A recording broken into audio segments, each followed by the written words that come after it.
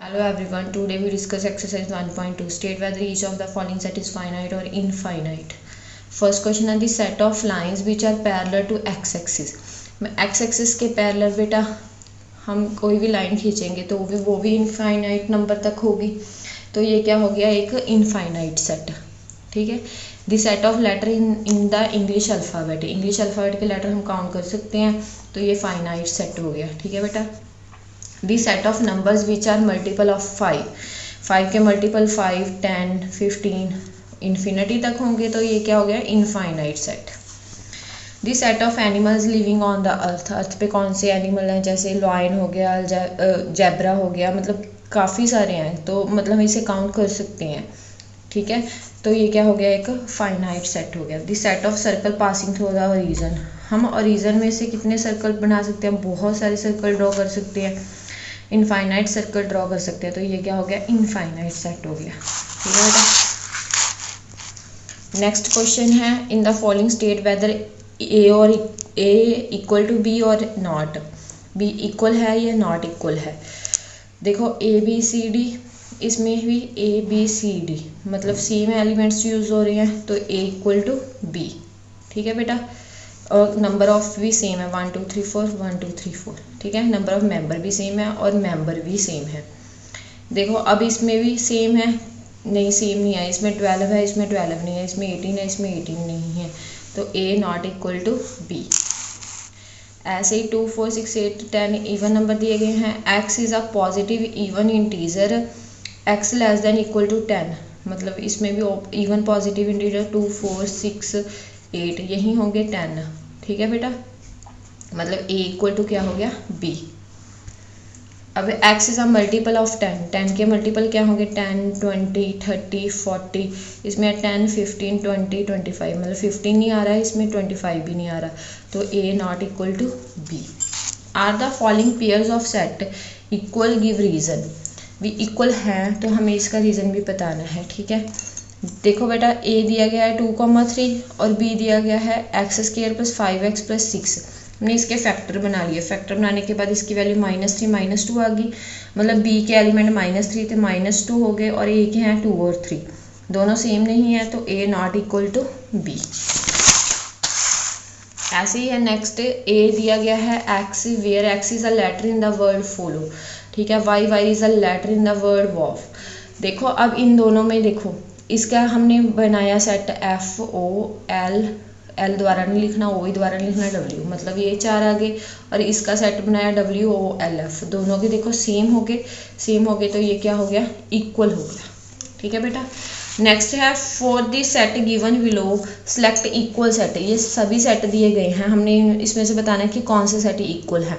देखो B और D equal है, क्योंकि इसमें 1 2 3 4 है, इसमें 1 2 3 4 है. ठीक है बेटा. और कौन सा सेट इक्वल है, E एंड G, इसमें -1 और 1 है, इसमें भी 1 और -1 है. ठीक है. बस मतलब B equal to D and E equal to G. Next types of set, हम पहले भी टाइप्स कर चुके हैं इसकी, और भी कई टाइप्स हैं. पहले हम इसकी नेक्स्ट टाइप को हम देखेंगे. नेक्स्ट टाइप है इसकी सबसेट. बेटा सबसेट का साइन C की तरह होता है, जो ऐसे रलता है, ये सबसेट का साइन होता है. ठीक है. सबसेट कैसे, सबसेट होता क्या है, अब मैं आपको ये बताऊंगी कि सबसेट होता क्या है. देखो A दिया गया स्टूडेंट इन माई स्कूल, एक A सेट दिया गया जिसमें स्टूडेंट इन माई स्कूल है, और एक B सेट दिया गया स्टूडेंट इन माई क्लास. देखो जो बच्चे मेरी क्लास के हैं वो भी तो बच्चे स्कूल के ही होंगे. ठीक है. जो बच्चे मेरी क्लास के हैं वो बच्चे भी स्कूल के हैं, तो हम इसे लिख सकते हैं B is a subset of A, कि B भी A का ही सबसेट है, वो भी एक स्कूल के ही बच्चे हैं. ठीक है. तो B is a subset of A.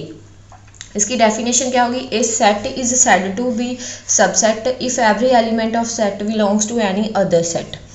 मतलब जो B के एलिमेंट होंगे वो A में बिलोंग करते होंगे, मतलब वो चीज़ उस चीज़ का सबसेट होती है जो दूसरी में इंक्लूड हो.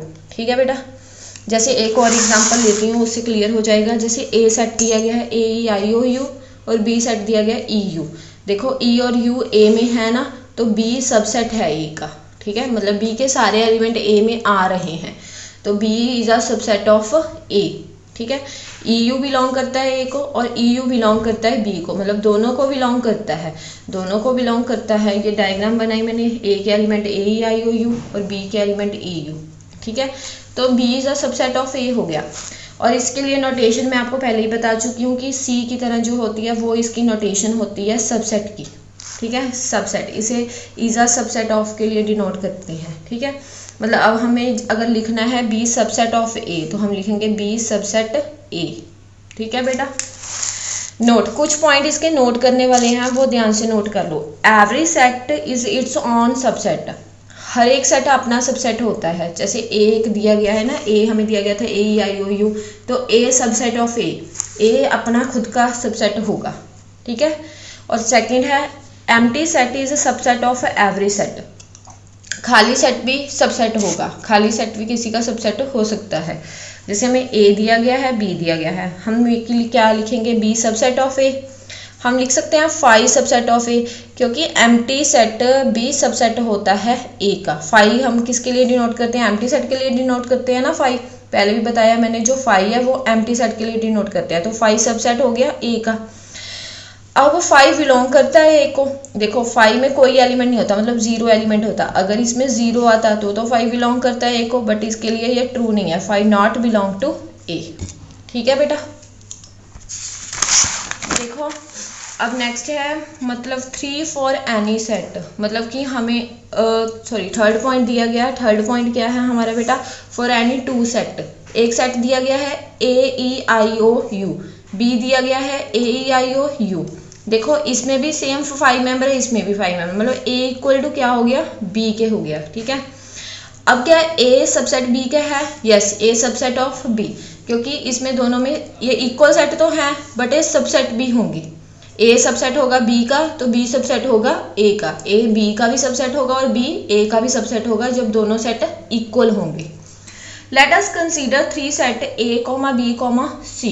हमें 3 सेट दिए गए हैं, उसमें हमें बताया गया है कि जो B है वो सबसेट है A का और जो C है वो सबसेट है B का। अब अगर B, ऐसे हमने डायग्राम बना लिए, एक A उसमें से सबसेट B, B का सबसेट C। अब जैसे B सबसेट है A का और C सबसेट है B का, तो हम ऐसे भी लिख सकते हैं कि C सबसेट होगा A का, ठीक है बेटा।